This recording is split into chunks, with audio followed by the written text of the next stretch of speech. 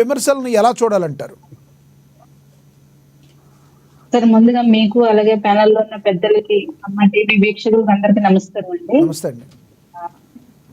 పవన్ కళ్యాణ్ గారు ఒక మాట మాట్లాడినా, పవన్ కళ్యాణ్ గారు ఒక విధానం మీద ఆయన ప్రసంగించినా కూడా పెద్ద ఎత్తున అది దేశం మొత్తం చర్చనీయాంశం అవుతుందన్నది అంతకు ముందు మనం కూడా చూసాం.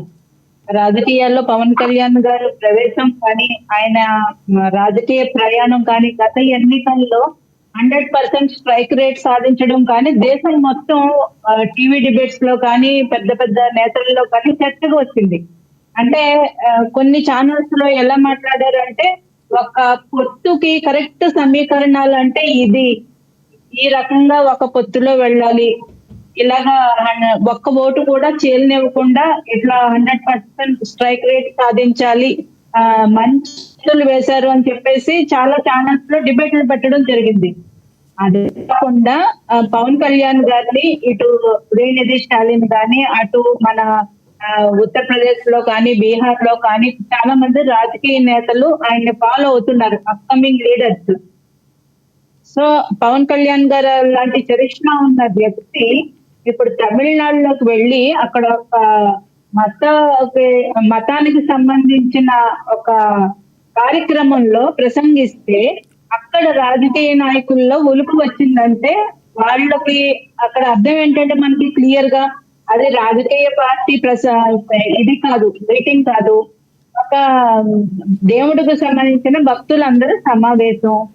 ఇంకొక విషయం చాలా క్లియర్ గా మనకు అర్థమవుతుంది సార్, అక్కడ పవన్ కళ్యాణ్ గారు వెళ్ళి వేరే ఏ మతాన్ని దూషించలేదు, we respect all other religions అని చాలా క్లియర్ గా చెప్పారు. మేము ఇస్లాం గౌరవిస్తాం, క్రిస్టియానిటీని గౌరవిస్తాం, మా హిందూ మతం మీద ఏదైనా దాడులు జరిగితే మాత్రం ఖచ్చితంగా ప్రశ్నిస్తాం అన్నారు.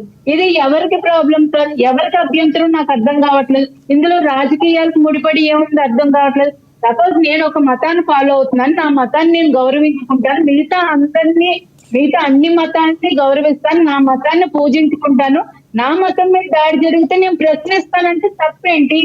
దాంట్లోకి కట్టపు రావాల్సిన అవసరం ఏంటి? ఇంతే కాదండి, పవన్ కళ్యాణ్ గారి మీద కేసులు కూడా నమోదైనవి. మదురైలో కేసు కూడా పెట్టారు ఆయన మీద. ఈయన పవన్ కళ్యాణ్ గారు మాట్లాడిన వ్యాఖ్యలు మా మనోభావాన్ని కించపరిచేలాగా ఉన్నాయంటే ఆయన మీద కొన్ని కేసులు కూడా నమోదైనవి. మరి ఎలా చూడాలంటారు? పవన్ కళ్యాణ్ గారి మీద కేసులు నమోదవడంతో మరి రానున్న రోజుల్లో ఆయన ఏమన్నా ఇబ్బంది పెట్టబోతున్నారంటారా? సార్ ఆంధ్రప్రదేశ్ కోర్టుల్లో కూడా పవన్ కళ్యాణ్ గారి మీద 1-2 కేసులు వేశారు. కోర్టు తోటి మొట్టికాయలు వేయించుకుని మళ్ళీ తిరిగి వచ్చారు.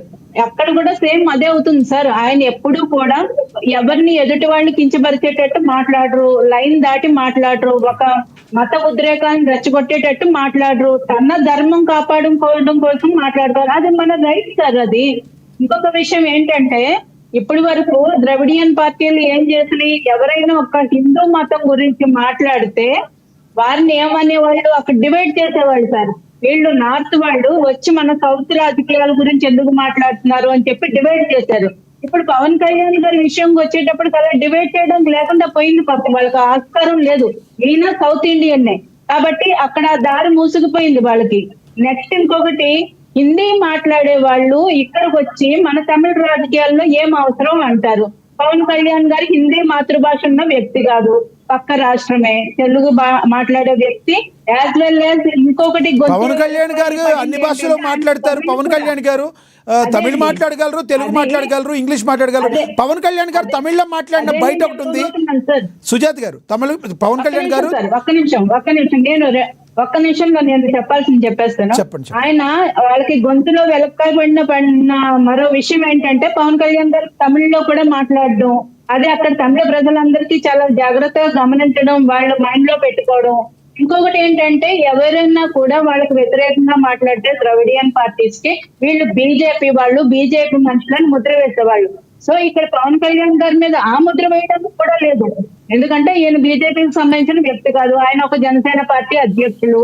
అక్కడ ఒక పార్టీ ప్రసంగం కోసం రాలేదు. సుజాత్ గారు మీరు కంటిన్యూ చేద్దరు కానీ ఒక బయట ఉంది, ప్లే అవుతుందని చెప్తున్నాను నేను. పవన్ కళ్యాణ్ గారు తమిళ్లో మాట్లాడిన బయట ఉంది. This has to change. If this does not change, it would be very difficult to sustain our religion, our dharma.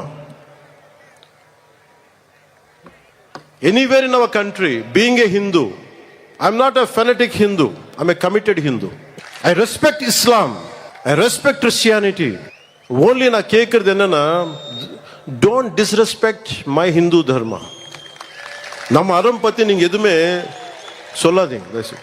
This is my. అంటే పవన్ కళ్యాణ్ గారు ఇంగ్లీష్ మాట్లాడగారు కూడా తమిళ్ మాట్లాడగారు ఇంకా చాలా తమిళ్లో మాట్లాడారైనా సమయభావం వల్ల మనం కొంత ప్లే చేయడం జరిగింది. ఎస్, కంటిన్యూ చేయండి సుజాత గారు. సార్ ఇప్పుడు మీరు ప్లే చేసిన బయటలో తప్పే ఉంది సార్. మీరు ఒక ఎవరినన్నా తీసుకొచ్చి అడగండి, నా ధర్మాన్ని నేను కాపాడుకుంటాను, నా ధర్మం మీద దాడి చేస్తే నేను ప్రతిఘటిస్తాను, మిగిలిన అన్ని ధర్మాలని గౌరవిస్తాను అన్నారు. అవును. దాంట్లో తప్పే ఉందండి. వీళ్ళు కోడిగుడ్డు మీద ఎంట్రుకలు పీకడానికి, లేదంటే పవన్ కళ్యాణ్ గారి మీద ఆధారపడిన చాలా మంది భవిష్యత్తు చూసుకుంటారు, ఆయన మీద ఏదో ఒక రకంగా ఆయన మీద బురద చల్లడం ద్వారా ఫేమస్ అవుతుంటారు. అంటే సినిమాల్లో ఫేమస్ కావచ్చు, రాజకీయాల్లో ఎదగాలనుకున్న వాళ్ళు పవన్ కళ్యాణ్ గారిని ఒక విమర్శ చేస్తే వాళ్ళకి ఒక ఫేమ్ వస్తుందో, ఒక పార్టీలో సీట్ వస్తుందో, ఒక పార్టీలో చోటు దక్కుతుందో, ఆ విధంగా కూడా చాలా మంది బతుకుతుంటారు సార్. ఆయన మీద పరాన్న జీవులు అంటుంటాం మేము.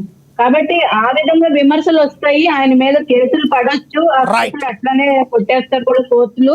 సో దాని గురించి మాకైతే ఏం దిగులు లేదు సార్. రైట్, మళ్ళీ మాట్లాడతారు మీతో. మనతోటి వైసీపీ అధికార ప్రతినిధి రేగిడి లక్ష్మణరావు గారు ఉన్నారు, ఆయనతో మాట్లాడదాం. లక్ష్మణరావు గారు నమస్తే అండి. లక్ష్మణరావు గారు, నా వాయిస్ వినపడుతుందా?